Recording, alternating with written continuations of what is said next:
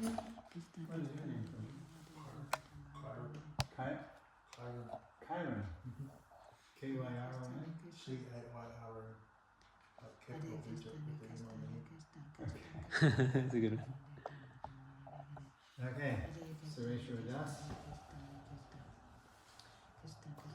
Let's all say Nama Om Vishnu Padaya Krishna Prasthaya Bhutale Srimate Bhakti Vedanta Swami Namaste Saraswati Deve Gauravani Nirvishesha Shunyavadi Paschatya Deshatarini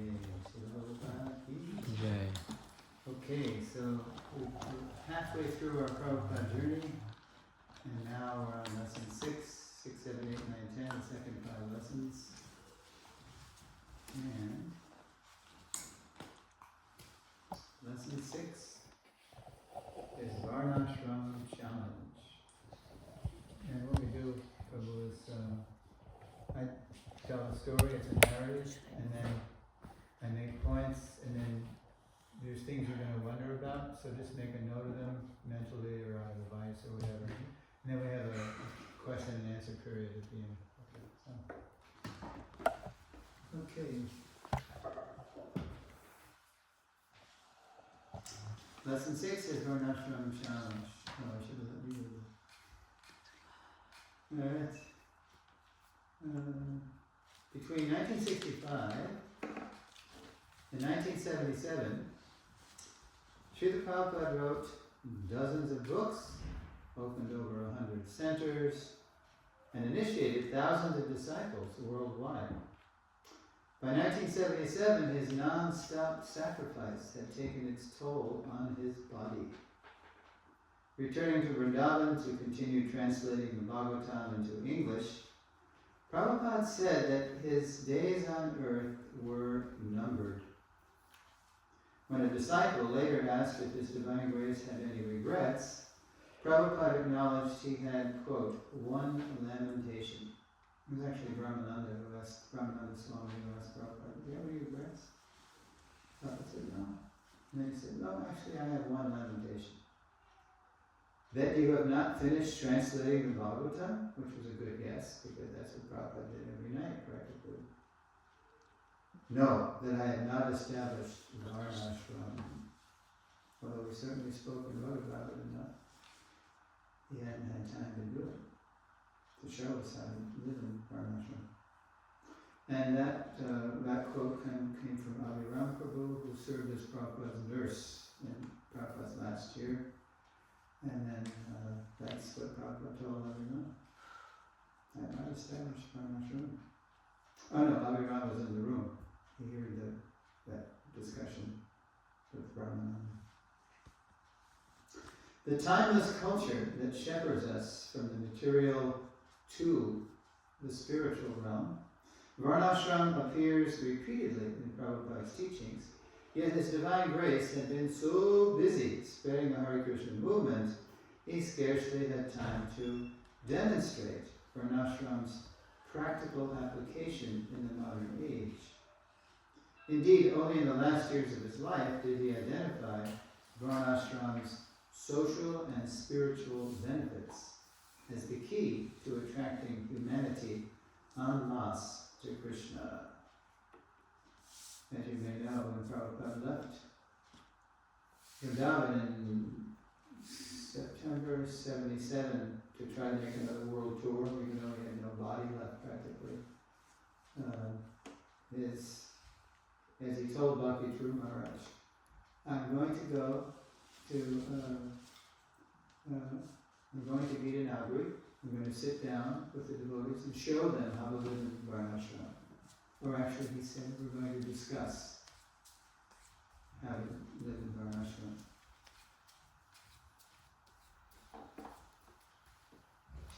Okay, so.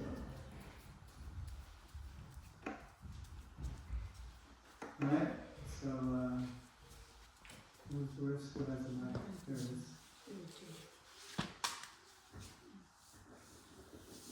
This is the next aspect of Krishna consciousness, which I wish to push forward. On these forms, we can demonstrate the full Varnashram system. If these farms become successful, then the whole world will be enveloped by Krishna consciousness. Yes, and that is an excerpt from a letter that Tamal Krishna Maharaj wrote to Harishari Prabhu, because Prabhupada, he couldn't even, write letters anymore. He couldn't even, but Harishari had written Prabhupada saying that we've gotten this property in New South Wales, many acres. Has anybody ever been in New Government? Yep. Yeah, it's a beautiful community. It's great. They got so much there. And it is attracting many people. So Prabhupada he was really enthusiastic about the letter Harishari had sent. So Tamal, writing on Prabhupada's behalf, wrote Harishari to enthuse him, and he said, this is what Prabhupada said, that this is how we can attract the whole world to these kind of communities.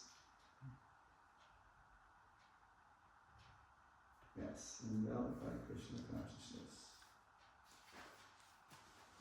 So, that's also encouraging for this community to be here, although you don't have as much going on here as you do in the Govardhan, but you still got some attractive things. Despite the importance Prabhupada gave to Varnashram, we, his followers, have mostly been slow to embrace this ultimate aspect of the mission. To understand why, we first need to recognize the different ways Prabhupada used the term Varnashram. So this lesson is basically, I present the 4 ways Prabhupada used the term Varnashram, and the Prabhupada's 4 applications of Varnashram to ISKCON over 3 phases of time, from 65 to 77. So that's one reason why it's such a confusing and even controversial topic, because Prabhupada actually changed his attitude toward Varnashram as vis-a-vis ISKCON as time went on. So the first way Prabhupada used the term Varnashram is Vedic Varnashram, how it was thousands of years ago. Okay, so who's got the mic? Oh, okay. There you go. In the Bhagavad Gita, Oh, wait a minute before you read that. I've got work to do on the slide and script. Okay, pretty soon. According to India's Vedic literature, Krishna consciousness once flourished all over the world, with a culture at once scientific and spiritual. Developing their natural vocations, or varnas, and spiritualizing them in stages, or ashrams, people found harmony and fulfillment working together to please Lord Krishna, the Supreme Personality of God. Okay, go ahead. in the Bhagavad Gita 4.13, Lord Krishna teaches, according to the 3 modes of material nature and the work associated with them, the 4 divisions of human society are created by me. Okay, and read that. As the parts of the body work together to serve the whole, so in Varnashram, 4 broad vocational groups cooperate to serve the social body. Right. Okay, Urmila, Prabhu, my god sister, co-authored a book recently, I think it came out last year with, what's her name, Mimi something, anyway, they wrote a book called Career Dharma. It's kind of putting a modern face on Varnashram, and she called it Career Dharma. In Vedic times, the support for that cooperation were samskars, sacred rites of passage through life's major events. Prior to conceiving a child, for example, cultured people meditated on the Supreme, well aware that life comes from life, and that the quality of their progeny would reflect the quality of their consciousness, especially at the time of conception. So, for ISKCON, Prabhupada gave us 50 rounds. So man and wife, when they go to have a child, they can chant 50 rounds before that, and that will purify their consciousness good soul into the womb. And then Prabhupada says, quote, that is Vedic civilization, Prabhupada observed. Samskar before the birth and immediately after the birth, then one after another. Marriage is also another samskar. These are Dasha Vida Samskar, 10 purificatory rites. And then Prabhupada said, but where is samskar going on today? Nobody takes care of samskar. Still they are declaring that I am Brahman or highborn. Therefore the conclusion is, Kalo Shudra Sambhavaha. Everyone is lowborn.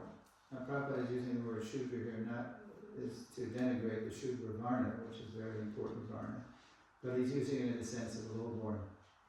Everyone is lowborn. So Prabhupada said that in a morning walk on April 10th, 1974 in Bombay. Indeed, the modern chaos reflects the general quality of the world's population. As if born of a bottle of beer on Saturday night. I took that from John Lennon. They were always asking the Beatles, what do you think about the state of the world? And the Beatles thought it was hilarious that they were asking rock and rollers about the state of the world. But John was a little thoughtful and well read, so he said, well, it's chaos, it's like it's like they're born out of a bottle of beer on Saturday night, Yeah, people come together on Saturday night, get drunk, have illicit sex, and then out pops some import from the lower planets. The sacred act that once called souls to enter the world to revive their love of God is today routinely reduced to a contact sport. I mean, people just have sex, they think, well, we're just having sex for fun, we don't care about kids. So therefore, abortion, contraception. So what used to be a sacred act, coming together to bring a soul into the world, has been reduced to a contact sport, hostile to its natural outcome, conception. Indeed, those who make it into a womb today often don't make it out alive. In Pittsburgh, 1972, at the Pittsburgh Temple,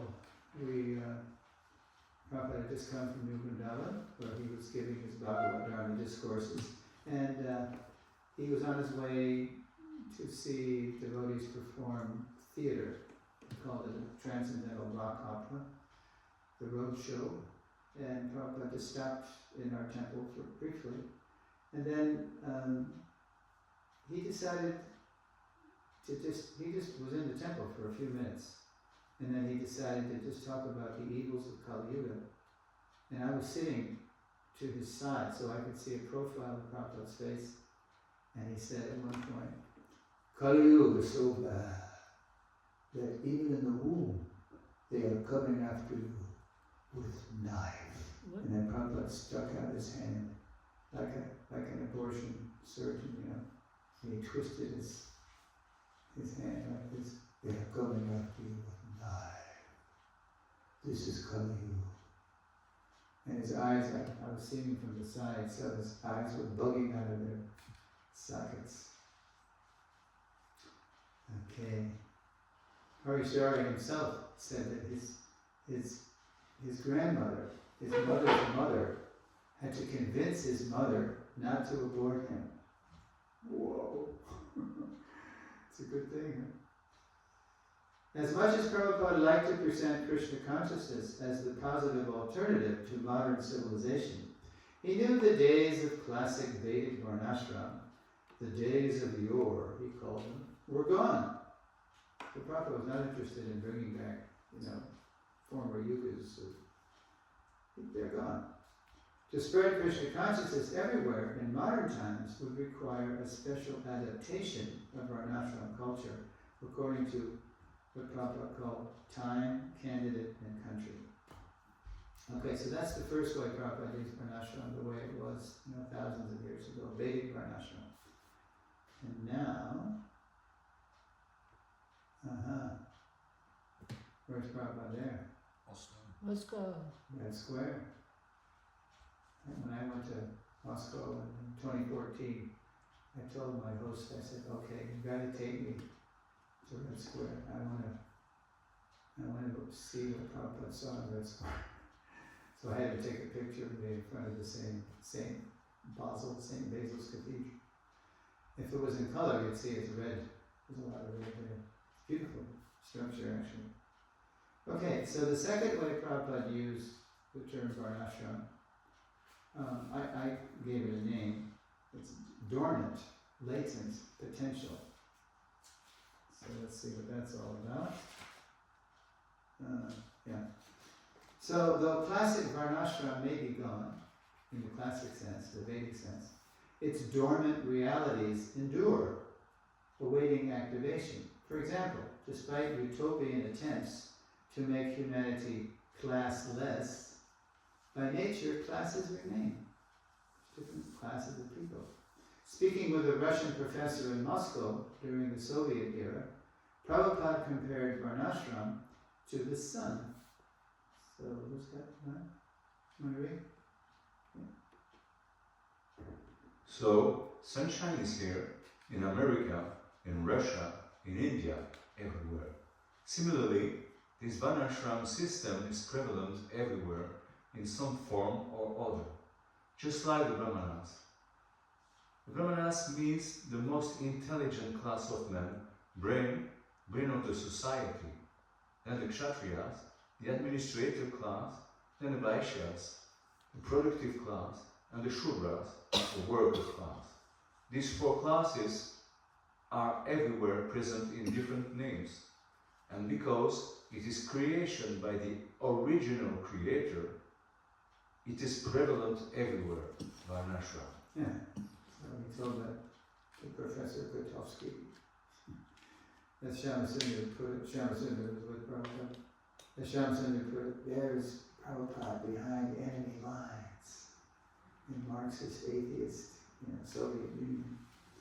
The professor speaking with Srila Prabhupada was an intellectual. Others in his school were administrators. Still others, workers, and so on. By divine design, different classes of people exist. Not to exploit, but to cooperate with one another. That's the idea of varnashram. Everybody's living in a cooperative situation. Not a competitive situation. That's how it is. In a society based on sense gratification, we're all competing to, as Prabhupada put it, to exploit the resources of material nature. In varnashram, everybody's cooperating to offer those resources to the Lord. Oblivious, forgetful, oblivious of that design, that intention of Krishna, materialistic classes clash and suffer. The equality we seek fully blossoms in devotional service, where all classes are valued as servants of the Supreme. When these values are forgotten, the Lord's natural varnashram order becomes corrupted, as India's history shows. So now we're going to look at another way Prabhupada referred to varnashram. It's materialistic varnashram. Alright. Alright. What are we? Where's the mic? Okay. Oh, you want it? Yeah. Give it to me, you can read it very much.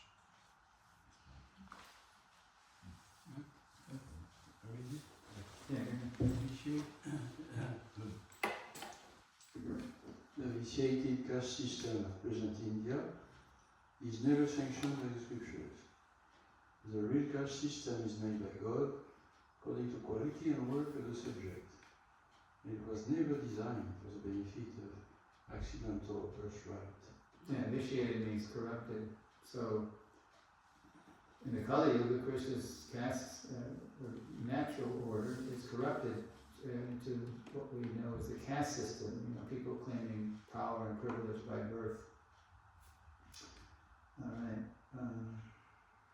And he wrote that to Dr. Patel, 49, the Deputy Prime Minister of India. I wanted to find an imposter Brahmin. This is the best I could find on Google Images. Let's see. Yeah, there's a Western, what they call prosperity theologian, prosperity pastor. God wants us all to be rich. You know, if you're wealthy, that's a sign that God favors you. That's the preaching of some, usually right-wing pastors in America. Is it still available? The gospel of prosperity is still in US? Oh yeah, they preach that. Okay. Yeah, definitely. It gives cover for rich people. Oh, I can be rich and I can go on exploiting people, and I mean that's how they take it. I can be, because that's how you get rich in the modern context. You just, cheat, lie, steal, you become rich. Okay, farcical Brahman. Yeah, that's what I meant to say. Farcical. There's a farcical Brahman there on the left. Farcical Brahmanas claiming power and privilege based on birth have obscured the truth and beauty of India's original Varnashram culture. Though typecast by the nature we acquire at birth, by engaging in devotional service, we can rise above nature's modes to realize our spiritual potential by cooperatively serving the Lord. Okay, I guess this is where I was supposed to. Alright, then I'm supposed to click the Western guy. Lacking loving service, too often we compete and bargain with one another. Treat God like Santa Claus. You know, Prabhupada said, the order supplier. You're approaching God, give me this, give me that. Treat God like Santa Claus, the great order supplier, and run a prosperity race to heaven. So, yeah, who can be the most happy and rich, perfect, powerful, and happy? That's the Gita. Krishna's imitating the demon. Who can be most perfect, powerful, and happy in this life, and then go to heaven? Yes, you're favored by God because you're rich. So that means you're going to go to heaven. Complete farce. East or West, such materialistic religion wearies us, as it wearies God. It's love we're all after. Intimate exchanges of selfless service, which is the spirit of divine Varnashram culture. So that's the last way Prabhupada used the phrase Varnashram. He said Daivi, divine Varnashram. And this is the kind of Varnashram that Prabhupada's interested in for the Kali Yuga. So let's go to that. Let's see. Okay. Varnashram that elevates us from material to spiritual consciousness is called Daiva, or divine. Prabhupada's Daiva Varnashram for modern times has 4 essential features. So who's going to read now?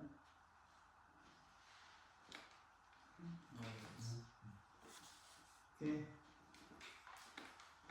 Here are the features. Oops. Don't hang them. There you go.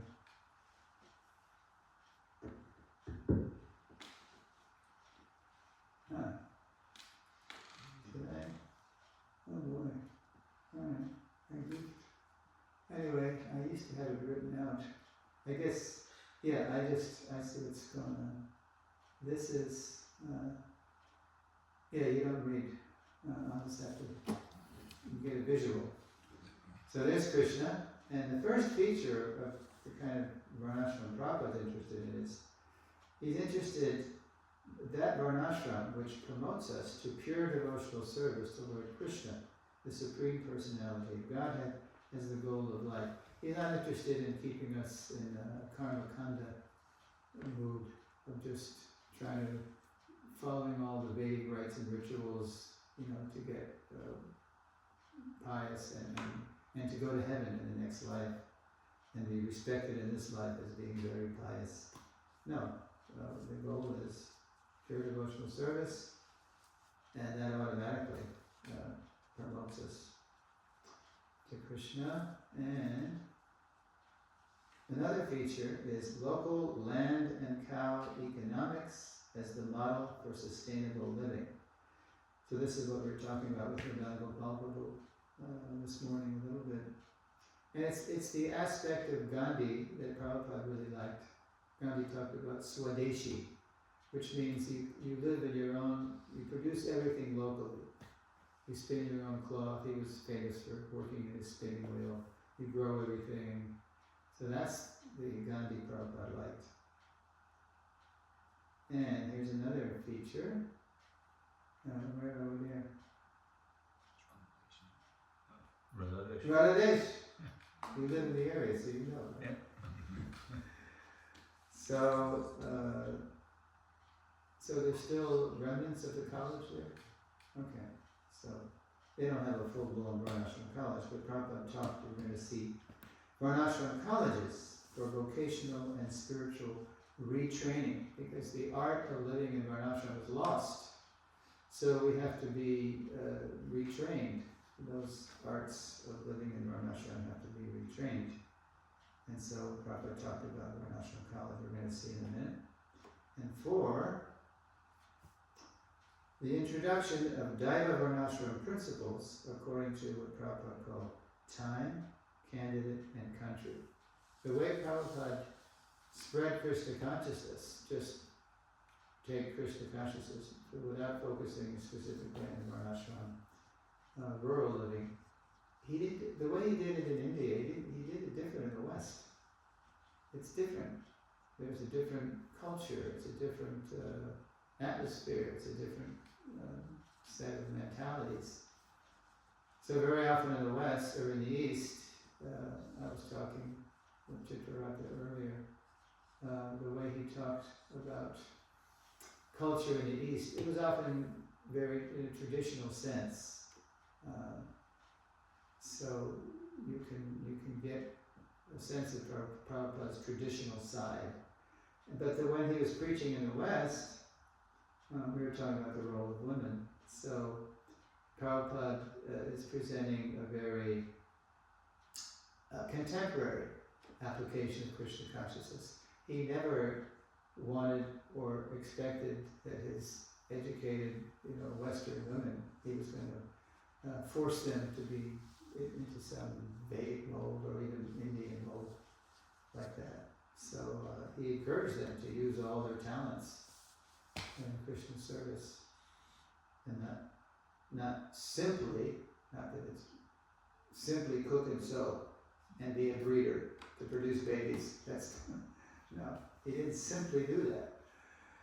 Of course, when Prabhupada was walking among us, my god sisters were of childbearing age, and a lot of them did have kids, and they did, do traditional things.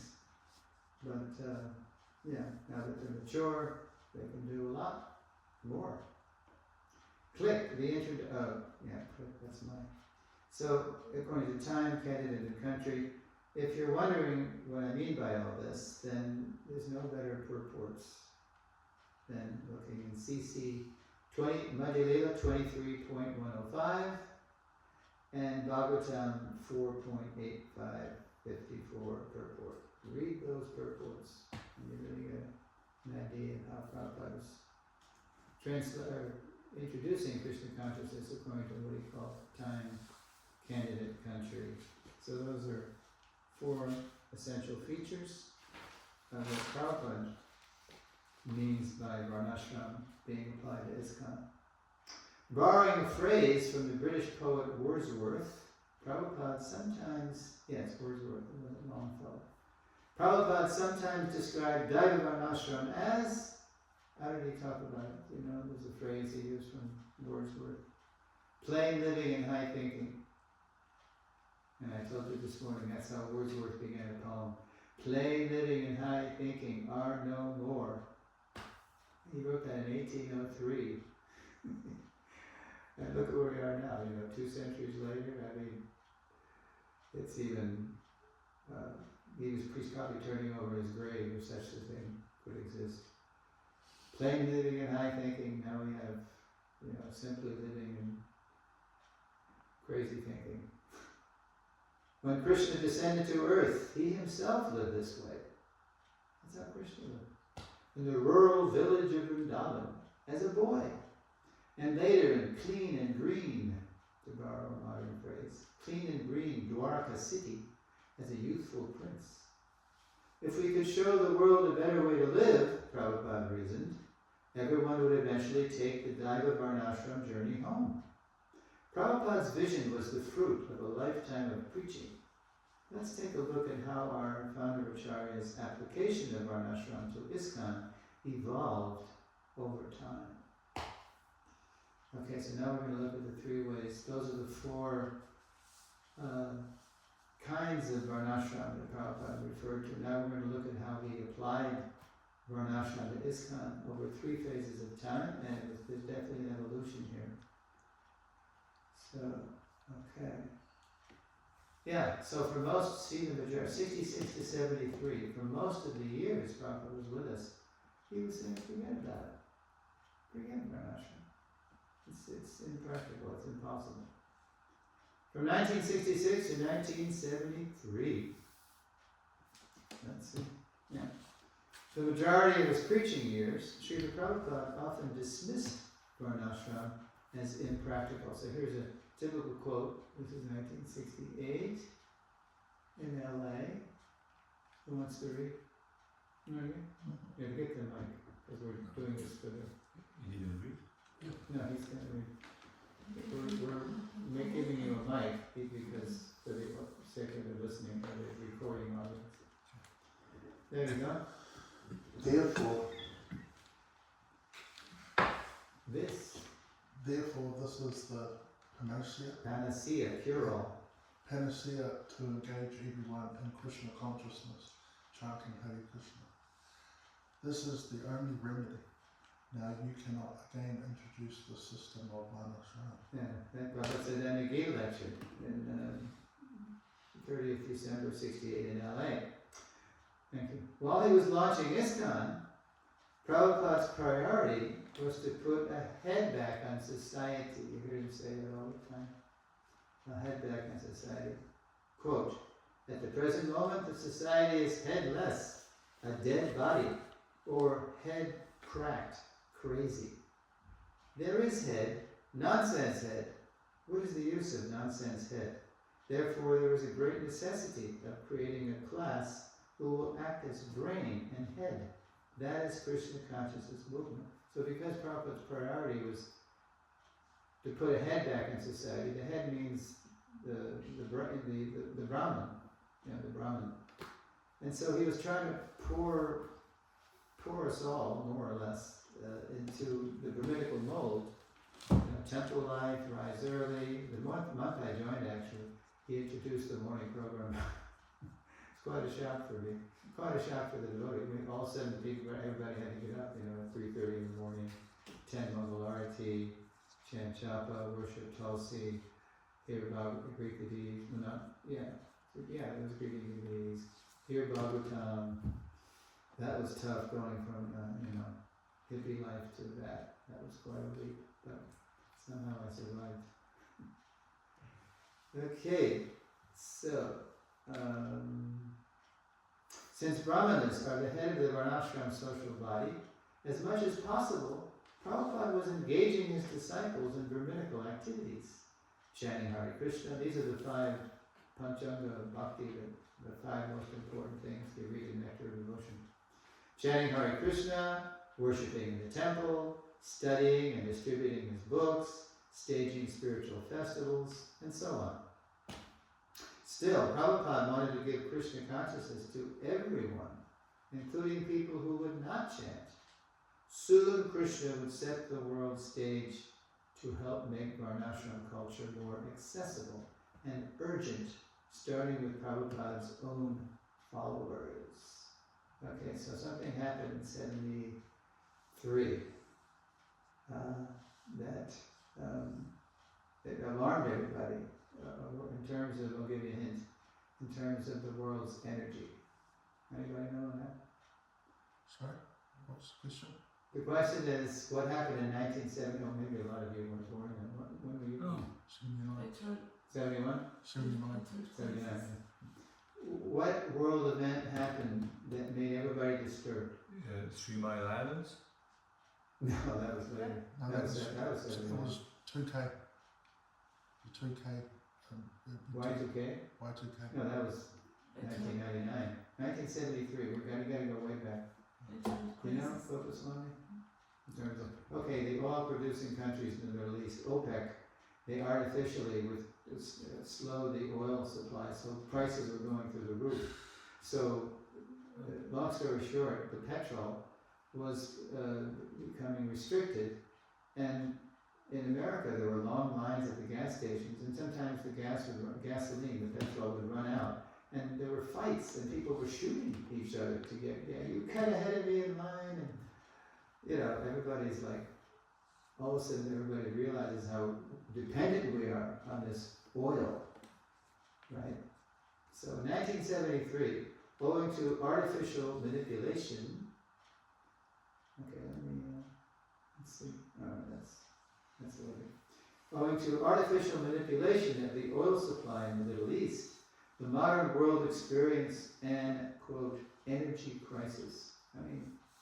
The energy is coming from Krishna. It's just artificial. It's like artificial famines. It's just because everybody's competing for the resources of nature. Sometimes these things happen. Man-made famine, man-made energy crisis. High fuel prices, long fuel lines, and violence dramatize the folly of a civilization that runs on harmful fossil fuels. Amidst the angst, Srila Prabhupada saw an opportunity. So Prabhupada kept up on the news. He knew what was going on in the papers and everything. So he said, oh, okay, this is when people start to suffer, then they're going to look for an alternative so we can do something.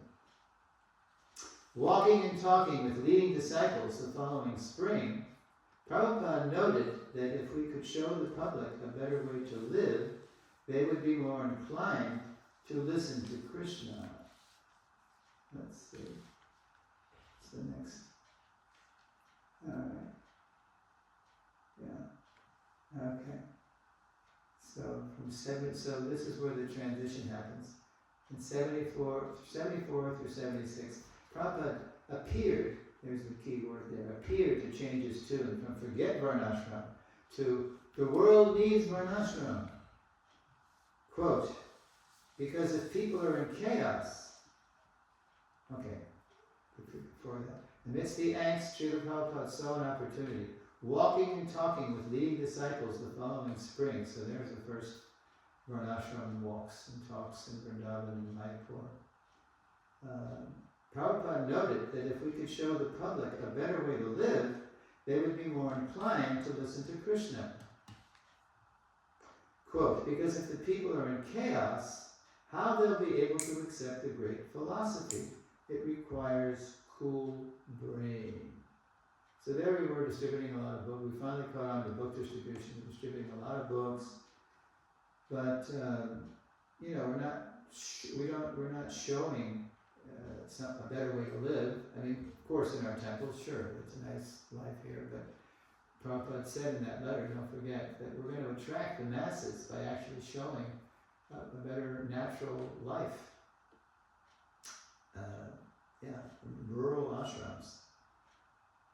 So it's beginning in Vrindavan, 14th March 74, he just said that quote. It requires cool brain. How they'll be able to listen to us, listen to the philosophy if they're totally disturbed.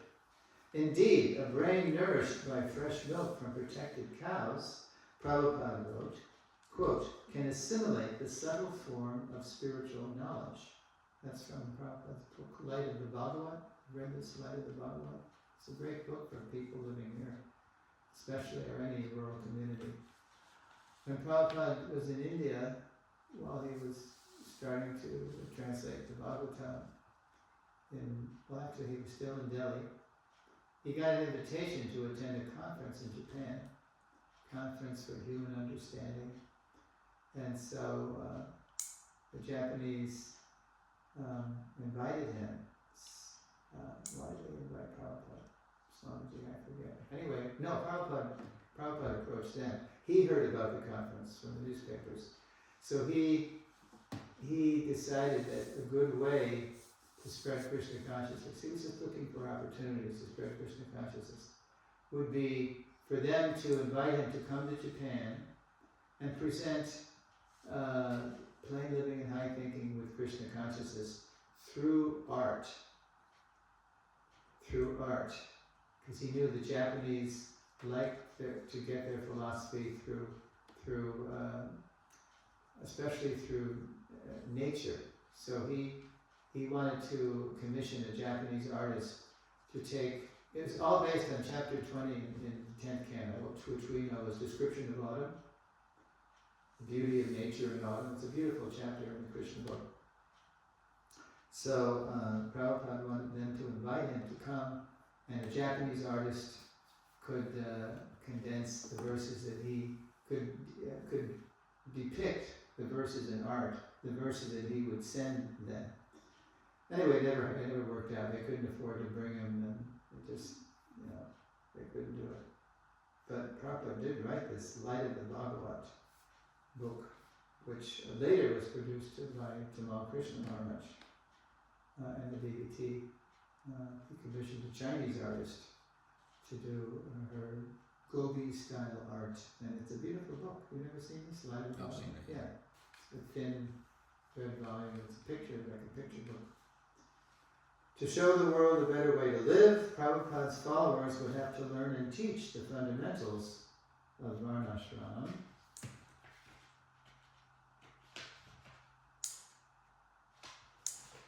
Culture. Okay, here we are. Okay, so here's where Prabhupada dropped the Varnashram College bomb. So who wants to read one? Oh, you're going to read, okay. So read that. The Varnashram College has been established immediately everywhere. Wherever you go, We have got our center. we have at our center, a Varnashram College should be established. Gee. So he said that in March 74, so it's now, how many years later? 50 years later. 50 years plus. This is September 2024. And we still haven't done that. I mean, there's been little attempts here and there. But wherever we've got our center, he wanted a Varnashram college right, near the temples. People would get their basic training at the temples, get trained up in sadhana bhakti, and then he wanted them to graduate from that and then learn more what their ultimate calling would be, their ultimate contribution to Krishna consciousness in the Varnashram college. And then they could either join a rural community somewhere, or they could stay in the city and preach, or they could stay in the college and teach. So it was a whole constellation of initiatives. There was the city temples, there was the adjoining Varnashram college, there was the rural example of what you learned at the college, in action in the country. And then also Prabhupada liked in college towns, reading rooms and restaurants in college towns. You go to a college town and you have a restaurant, the students will love it, and the professors, and then you have a reading room attached to the restaurant. It's kind of like what we have in Tucson. We have a very popular Govinda's restaurant right in the temple, one and different from the temple. And then we have, if you go through one door, you go from where the buffet is in the restaurant, you go into this door, and all of a sudden you're in a temple room. Most people don't even know, they just come to the restaurant and they like prasad. But yeah, it's good, because we're right near the University of Arizona, so we got a lot of students and professors hooked on our vegan, vegetarian, transcendental prasadam. Okay, so everywhere we've got our center, our Varnashram college should be established. The devotees were astonished, and you can see it on their faces. Look at the young Vridananda on the lower right of the photo, looking back. He's like a young sannyasi. There's Bhagavan looking down. There's Hansadu looking down on the lower right of the image. You're like, what is Prabhupada saying? Why was Prabhupada reversing his attitude toward Varnashram? Because he had been saying, forget it. Why is he suddenly saying we need a Varnashram college attached to every center? What is this? But as they continued to walk with him, they began to understand this new direction as an extension of his compassion. Srila Prabhupada, devotee, personally, he has no problem. But he pushes himself in this degraded society to teach how to live, how to become gentlemen. Otherwise, we have no business, he means, associating with non-devotees. But if we don't give them the opportunity for Krishna consciousness, they'll not be able to come to Krishna consciousness. So it's not really, it's not that, Prabhupada's seeing, we've caught on the book distribution, and we're distributing a lot of books, but sometimes they're just throwing the books away, or they don't want them, or even if they get them, they can't understand them, because they're so disturbed, and it's like a lot of Sanskrit, and so Prabhupada said, okay, now we have to, Prabhupada was saying at this point, it's not that, devotees, we don't need varnashram, he's saying it at this point, but they need us to show them a better way to live. Krishna, when he came to earth, he showed plain living and high thinking. But we have a problem with that, right? We think it's backwards. Even as devotees, we think, oh, I can't do that, that's primitive. Even in a place like Mayapur, the brahmacharis that join the ashram there from the villages, it's even materially for them, it's an upgrade, because all of a sudden they're part of a worldwide wealthy organization. And now, they just do their time, and then automatically now they're Brahmins, Brahmana Vaishnavas, and they're all strutting around, And they have a goshala there in Mayapur. They have plenty of cows, they have plenty of bulls. But those people from the villages who used to maybe kind of live like that, they don't want to do that anymore. They think it's backwards. Even in India, Krishna chose to appear. So we had a problem. We think that the way Krishna lived was backwards. No. That's the modern conditioning, right? So, since devotees are already with Krishna, Prabhupada continued, they don't need varnashram. This is what he's saying for the time being. But the world needs varnashram to learn how to live and come to Krishna. It wasn't long before Prabhupada would further extend his compassion by telling the devotees how much they too needed varnashram. That's coming now. Humanity's, quote, stepping stone for spiritual understanding. That's in that phrase in the purport to Gita 231. So the final application of Prabhupada varnashram to ISKCON, the Prabhupada made, is 1977. There's Prabhupada. We need varnashram in ISKCON. Okay, this is mainly drawn from a February 14, 1977 conversation. There's two conversations that day, so if you look in the database, the second one is called Varnashram Must Be Implemented. On February 14, 1977, you have this in France, in America, we call it Valentine's Day. You do this? Saint-Valentin. Huh? La Saint-Valentin. Okay, so you do it on February 14th? Same day? Yeah. On February 14th, 1977, in his quarters in Mayapur, India, Srila Prabhupada reminded the devotees how important it was for them to inspire and educate people by following varnashram principles. Now I bring that Valentine's Day because Hare Krishna Dasi and I, maybe that's another story. My colleague in varnashram research is Hare Krishna Dasi. And because it's February 14th, we call this quotes now, you're going to hear, Prabhupada's Valentine to the devotees, his loving message to the devotees. When a disciple pointed out that Lord Chaitanya dismissed varnashram as external, Prabhupada replied, our position is different. Our duty is that we shall arrange the external affairs all so nicely that one day they will come to the spiritual platform. Very easily, paving the way. So Prabhupada is extending the mercy further down to devotees. Because after being with us for well, even the oldest devotees were about 11 years. Right? Prabhupada could see that over the long haul, for people to stay in Krishna consciousness, they need to work according to their natures. When another disciple wondered why devotees who were already on the spiritual platform, beyond the designations of Varna and Ashram, that's what he was saying, should follow Varnashram principles, so why should devotees be mixed up with Varnashram? We're already devotees. Prabhupada challenged his assumption.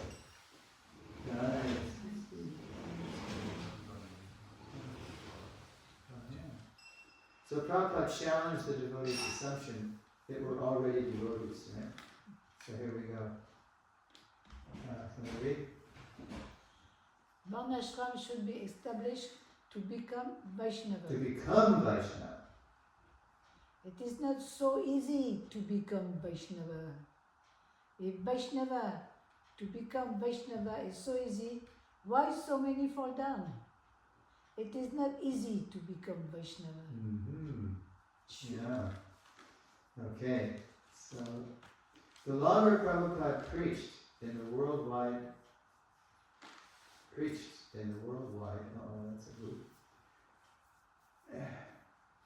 preached all over the world, the more he saw how even his own followers would need the Varnashram bridge to come to Krishna. As his life on earth was drawing to a close, Prabhupada knew that building the bridge, a bridge the whole world could cross, would be a great challenge. So now the last part of the lesson, this is where we finally come to his Varnashram challenge. Slide 11. Okay.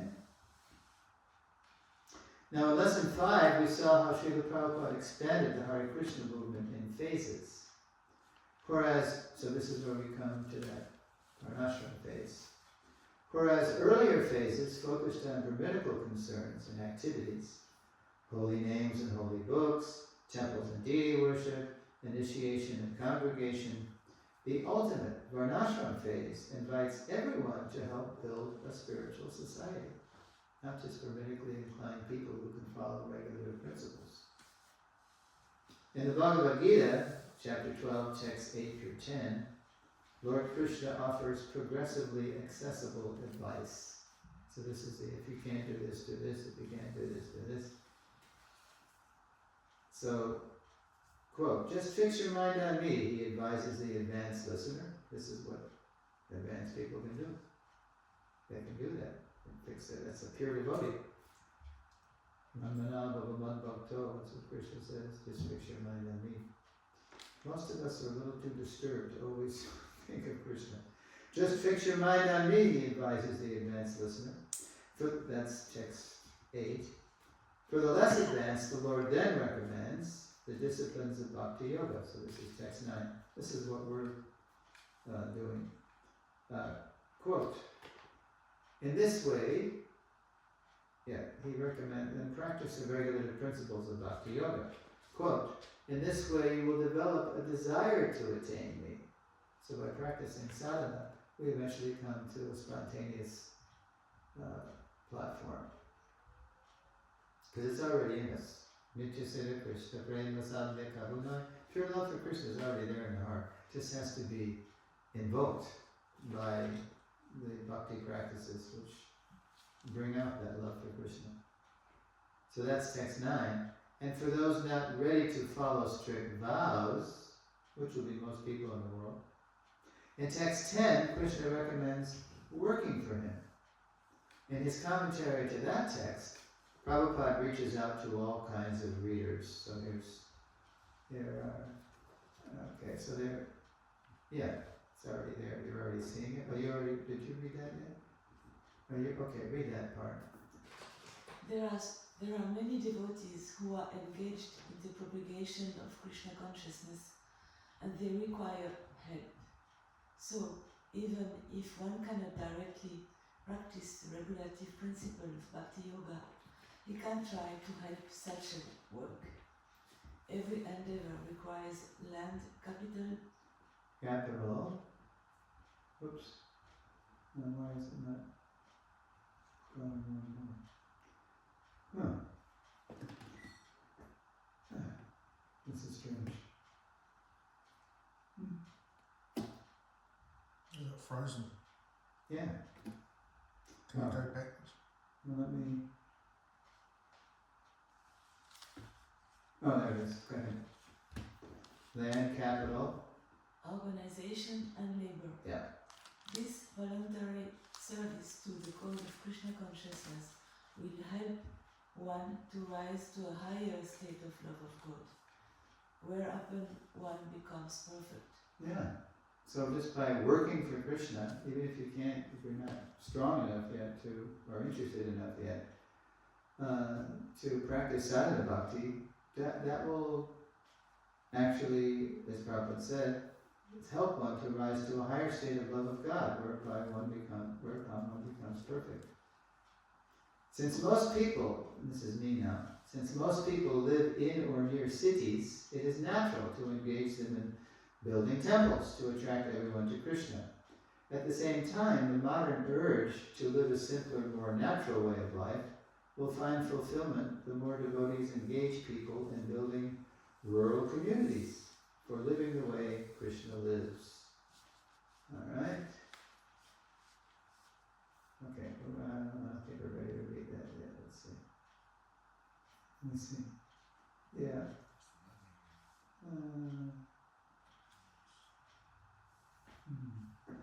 Yeah, it is. Okay, go ahead, focus on it. So this Krishna consciousness movement is trying to revive village organization as you are trying here. Krishna in his natural life is a village boy in Vrindavan. Vrindavan is a village. Go ahead. But it doesn't mean that we shall avoid city life or town life, no. Everything, every place is Krishna's place. Everywhere there should be Krishna consciousness. Now, what you just read doesn't match the photo. Actually, that photo was taken in France. Did you know that? Yes. He was halfway to New Mayapur, and he had to stop and answer nature's call or have lunch. I think he had to use the natural facilities like you did on the way down. And then there's other pictures of him just resting for a minute. Yeah. But Prabhupada, this is the one and only visit, his one and only visit to Gita Nagari in July 76. He gave a talk in the evening. And this is what he said. Yeah. So, and he was encouraging the devotees to keep working the oxen, milking the cows, growing the food. And he also told them, so work these bullocks, and they say bullocks. Because if you don't work them, one day you will think, these animals are useless, better to eat them, or to sell them. Wow, heavy, huh? So,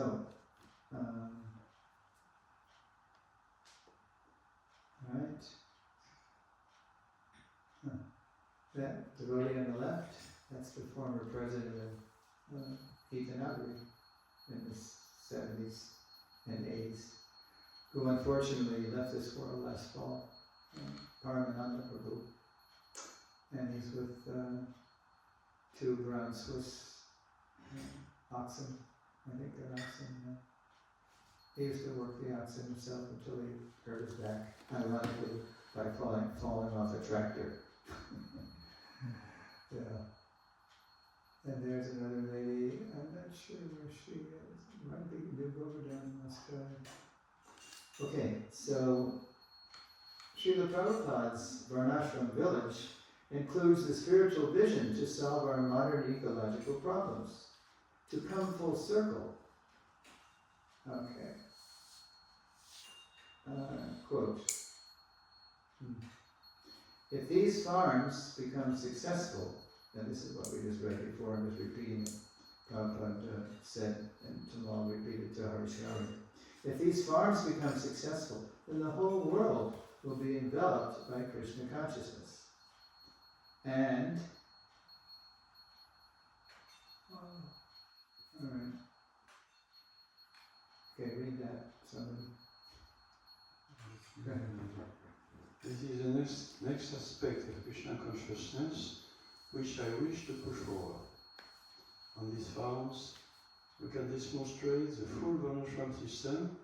If this farm becomes successful, then the whole world will be enveloped by Krishna consciousness. That's it.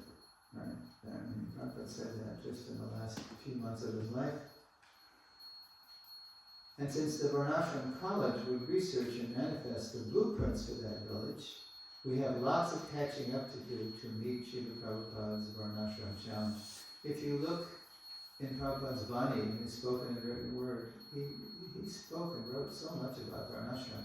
It just needs to be collated and applied in a systematic way in a Varnashram college setting, context.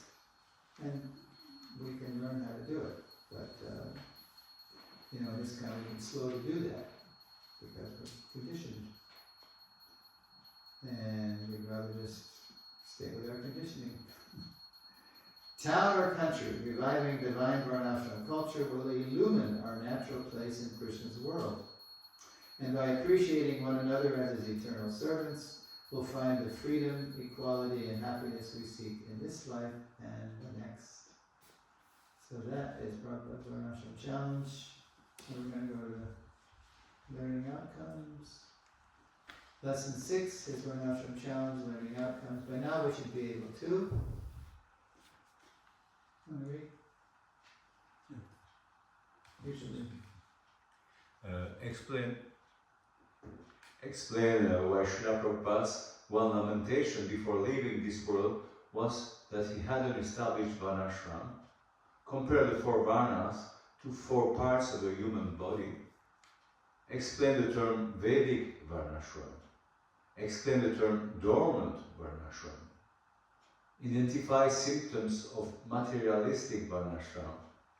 Identify 4 features for Prabhupada's divine Varnashrams. Describe Prabhupada's application of Varnashram to ISKCON over 3 time periods. Explain why, if establishing Varnashram was Prabhupada's ultimate strategy for spreading Krishna consciousness worldwide, we have been slow to take up the challenge. Okay, so keeping in mind those learning outcomes, are there any questions and comments? Yes, Prabhu. Some years ago, Shiva Maharaj gave a seminar about Ashram, and he said, we are following it very strictly, except for not many households are not taking Vanaprastha. You better say that whole thing again. We're following it very strictly, Except householders are staying with their families. instead of the families, they're not taking Vanaprastha when they should be. Okay. So he said that this is what's holding up Varnashram? Varnashram, basically. Well, that's the ashram side, right? But first of all, when Prabhupada talked about Varnashram college, that's kind of like when you have the Varnas down. But to find your Varna, we're going to do this next lesson. It's No, called sorry, I should have said Vanaprastha. Sorry, Vanaprastha. Yeah, I understand what you're saying. That's Vanaprastha is the 3rd stage of life. There's student, family, retired, renounced. So, but Prabhupada, when he was talking in this way about Varnashram, he was talking about the Varna aspect, because Prabhupada said first Varna, then Ashram. Because only people in Brahmana Varna actually go through all the stages. Brahman, student, family, retired, renounced. Kshatriyas, they don't take sannyas. Vaishyas don't take sannyas. And Shudras, the only varna, the only ashram they have is what? Grihastha. Yeah. So, it's a fact that in ISKCON, still in this day, people don't. Well, here's a counterpoint to what Maharaj said. If you look in the Bhagavad Gita, in other words, not to dismiss what he said, but to balance what he said. Okay, so in the Bhagavad Gita, there's chapter 13, nature of the enjoyer in consciousness, text 8 through 12, the 19 items of knowledge, the items of knowledge, beginning with humility, amandit brahma dandit brahma. So it's 5 verses in one.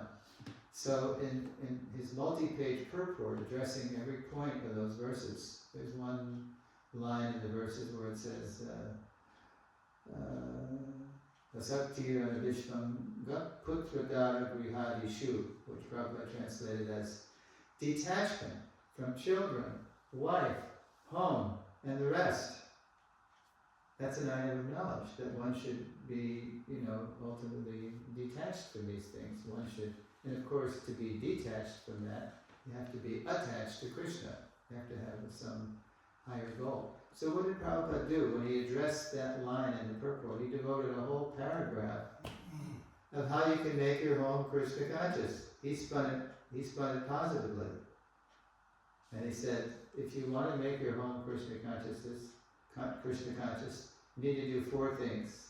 You need to engage the family in chanting Hare Krishna together, worshipping the deity together, hearing Srimad Bhagavatam together. And there was another one, I think. Maybe that was just 3. Chanting? Chanting? Yeah, chanting Hare Krishna together. That was the first one. Chanting Hare Krishna together, hearing Srimad Bhagavatam, worshipping the deity. There might have been a 4th one. Oh, taking prasad together. I think that's in there. I think you're right. Yeah. And then he turns. So he's saying, and if one can do these things, he's saying, then there's no need to change from family life to renounce, because you're doing the goal of it all is to remember Krishna. So if all these family members, the wife and children, or the husband and the children, are all doing these things with you, you got this ideal sangha. You got your support group. Like Bhaktivinoda Thakur, he never took sannyas. Because his wife, Bhagavati Devi, she was like a Mahabhagavad too, producing all these children, and especially a ray of Vishnu like Bhima Prasad, who became Srila Bhaktisiddhanta. He just retired, and he became a little incapacitated physically, and he had his, Siddhanta Saraswati preach for him on his behalf. But then Prabhupada turned. He said, but if they're not favorable, if they're like, an impediment to one's Krishna consciousness, then they should be, and Prabhupada used the A word, abandoned. That's what Prabhupada did. He was very, he was very dutiful from 1918 to 1954, 36 years. Prabhupada was in that Grihastha ashram, and they weren't even, they were not interested in the mission, but he was dutiful. And he just supported them until finally the T.R.M. incident, triggered this turning on his heels, and he never looked back. He just left. So what we need, and in Prabhupada's time, when people got married, whether you were a brahmachari or a brahmacharini or a householder, Prabhupada had us engaged in spreading Krishna consciousness all over the world. It was like he had us all on this Paramhamsa platform, just going everywhere, right? Or at least not Paramhamsa, Parivrajaka Acarya, at least going everywhere, Parivrajaka, traveling all over the place and opening up centers. You Shivananda, you 19-year-old Shivananda, you go to Germany. And they were on a train from Surat to Calcutta or whatever, and then Delhi, Prabhupada said to Guru Das and Jamuna, who were husband and wife, okay, get down and do something. He just kicked him off the train. Get out. Start something in Delhi. Here's a letter of introduction to a friend of mine in Delhi. Whoa. I mean, this is like the pioneer days, And, wait a minute. Let me just finish the point. So, because we're still dealing with this. So, first Varna, because unless people are established solidly in their calling, and what they're supposed to do, what they're meant to do in life, then you're not stable enough to, to enter into other ashrams, or any ashram actually. So, like in the 1970s, if a brahmachari wanted to get married because he was agitated, Prabhu, okay, he needs to be married, but that's no. So how are you going to support your wife? You're just agitated, you want sex? No, that's not a fit person to get married. But that's how it happened in those days. The temple president would say, "Hey, you're a good book distributor." He would say to the girl, "And you're a book distributor. All right, it's like get married now. Now you're book distributors together."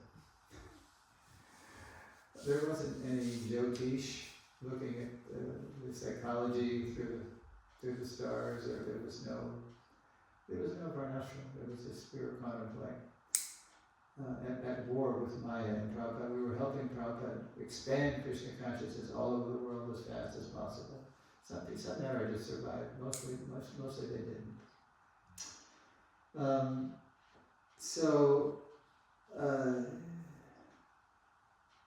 Vanaprastha, it's a natural thing actually. Even my brother, I'm the oldest of 6 kids, so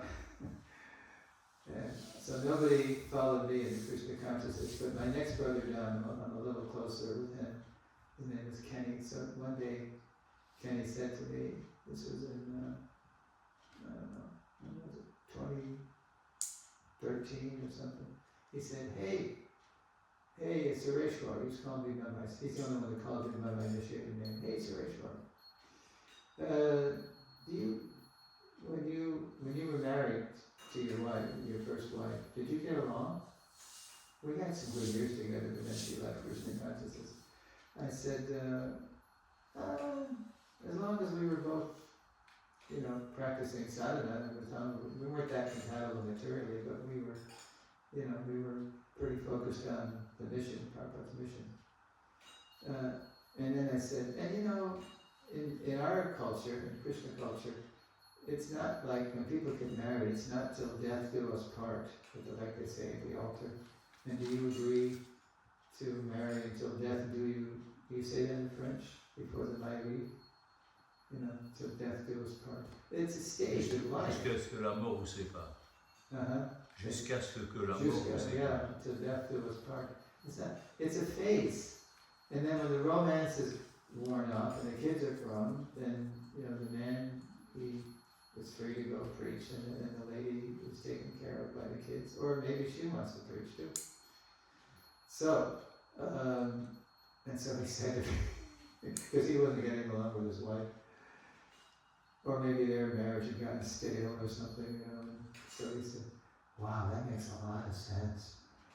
That you just naturally, separate and separate.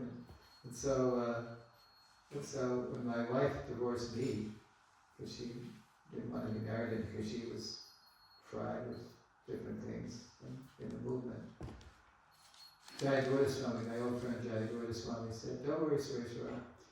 What they call vanaprastha in India, we call divorce in the West. It's just you're entering into a different phase. First is giving you your walking papers to leave this incompatible relationship." All right, just another. Did you want to say something more? There is examples of devotees chanted in, remember right, in Pune. Pune, which is about an hour from. In Maharashtra. Yeah. Yeah, there's villages. There's under the guidance of Bhakti Rasamita Maharaj. Bhakti Raghava? No, Rasamita Maharaj. Oh, Bhakti Rasamita, the disciple of Raghunath Swami. Yeah, he started a Vanashram village. Good. Yeah, it's been there for a few years. Yeah. And I remember rightly, Bhakti Kash Maharaj is also trying the same thing in Salem. Salem. Yeah, Bhakti Raghava Swami. You'll notice, both. It's a little easier in countries where they're not as spoiled, or where they're already amenable or agreeable to, classic Vedic culture. it's not such a leap, it's not such a stretch for them to adopt these things. Because they know about it, they've heard about it. It's a different ballgame, it's a different time, country, and candidate in the West, believe me. And Prabhupada again did not impose Vedic roles to modern Westerners. If you want to access contemporary Prabhupada, see how Prabhupada did it in the West. And it's, again, I gave you those references. CC Madhya 23:105 per port, Bhagavatam 4:854 per port. Read about it. You got it. I wanted to ask you to repeat it, and it went too quickly again, so I didn't. But we don't know if I want to give this Prabhu a chance to say something. But maybe at the end, because we can go past the beginning. Prabhu. Just in regards to Speaking of my just in regards to how you were saying that Prabhupada started emphasising Varnashram, and is that, and then you quote about the 1973 energy crisis. Yeah. So was that a connect the dots that you made, or Yeah, Prabhupada was up on the news, so he saw that the world was getting even more chaotic, and people were realizing how dependent they were on fossil fuels. So Prabhupada said, "Oh, good, we're about plain living and high thinking." And it's not that we need Varnashram, at that point he was saying that, but we have to show a better way to live, off the land and so it was directly almost after that major sort of event in 1973. Yeah, well, in 73 was that, and then the spring of 74, when the annual Mayapur Vrindavan festival happened, then Prabhupada started, he was meditating on it all year, of how we can capitalize on this. And Prabhupada's first initiative to take advantage of this chaos was we have to establish our Varnashram colleges. We have to learn about it ourselves, and then we can bring them in, and we can show them, and we can show a better way to live. Yeah. So, and that was that phase, and then you saw at the end, actually, you guys needed too. We're going to see this in the next lesson, why he said that even more. Because you're not making it. Even my most trusted leaders, they're falling down. They're looking from sannyas, and they're leaving the movement, and they just can't. Because we need to be engaged over the long haul, we need to be engaged according to our nature. We weren't necessarily doing that. We were just exploding a movement, and we were doing things that we would never do on our own, for ourselves. Like book distribution.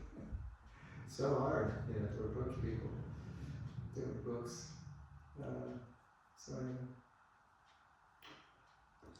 Just in regards to what role does astrology? It's a limb. You're gonna see this in the next lesson also. And even in Prabhupada's Gita Nagari proposal to the Indian government, he said, we're going to have our own schools. The Gita Nagari will have its own school. We're going to educate the children who grow up at Gita Nagari according to, how did Prabhupada put it? Astrological, he said something about Jyotish. Natural tendency and we're going to educate them according to birth horoscope and natural tendency. And then he also said that because there's an emergency, that society is headless, this is back in the 40s, because there's no, the leaders, the world leaders, are not really leaders, they're misleaders, because there's an intention, there's a necessity of putting a head back in society to reorient society towards spiritual goals. We're going to encourage people as much as possible to consider becoming Brahmins. That's what he said. And he tried to do that in this country too. And it worked up to a point, but people needed to be engaged according to their own nature. Even at 26 Second Avenue in 1966, there was a character named Raphael. he was a Latino, and he was attracted to Swamiji at the storefronts, but he was a strong-bodied guy, and he was getting frustrated, and so he said to Swamiji, "I'm not meant to sit in a temple and chant on beads. My father was a boxer, and I'm meant to run on the beach and take big breaths of air, and be this kind of robust, guy, like athlete." And there was no kind of room for that at that point in the storefront. Prabhupada was just trying to recruit devotees.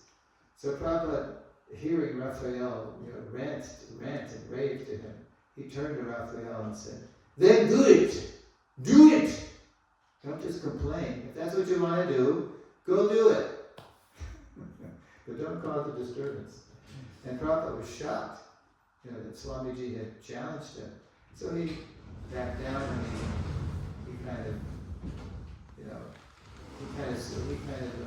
submerged his nature again and was trying to chant. But ultimately he did leave. And then he tried to come back later with some marijuana and try to entice the devotees into some weed. And then Prabhupada threw him out. He just said, "Get out," He was always protecting the devotees. And don't come back unless you give up that nonsense. Because he already posted, that sign, all initiated devotees must chant Hare Krishna and avoid all kinds of intoxicating habit. But you have these two purports on your phone? No, I just wanted you to repeat slowly which verse. Oh, you want the reference? Okay, yes, sure. Reference. Sri Chaitanya Charitamrita, CC, Madhya Lila, chapter 23, Jai, Sri Chaitanya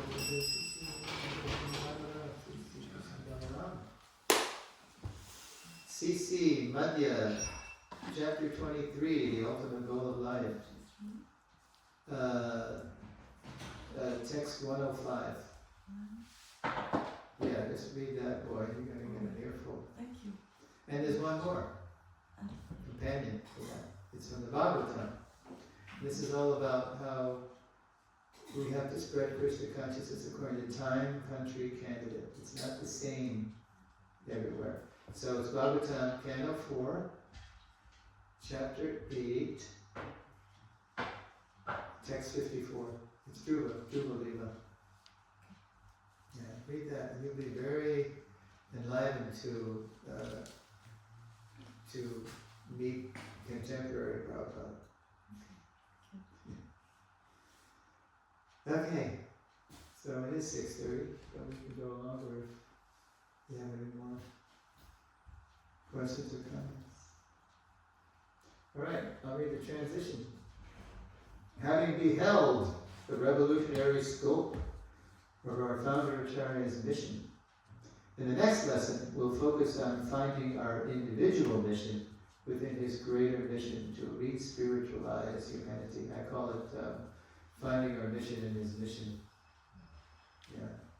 So it's a kind of balance to this lesson. After hearing this lesson, you might think, oh, we've all got to run away. I mean, you're already in the country here, so there's no place to run away to. Here you are. We just got to develop it more. But we got to run away from the city. We got to start working cows and milking cows and working oxen. No, it's not. Everybody has a place in Prabhupada's mission. Again, it's a constellation of city temples, Varnashram colleges, Daily Varnashram villages, and colleges actually, restaurants and reading rooms, or just working in the world, in the city, and setting an example, and people will automatically notice that you're different in whatever line of work you're in, and they want to know what you're about, and what's that food you're eating all the time, and you're always giving me advice, and it sounds so sound. Where do you get this stuff? Well, let's just start asking questions. Who are you? And then you can introduce them. In Switzerland, around 20 years ago, there was a revolution. It was called the Revolution. It was the reference. Uh-huh. It was the reference. So 83-84, Mm. Guru Goranga moved the temple to a very, very small place, waiting to find From Zurich? before Zurich.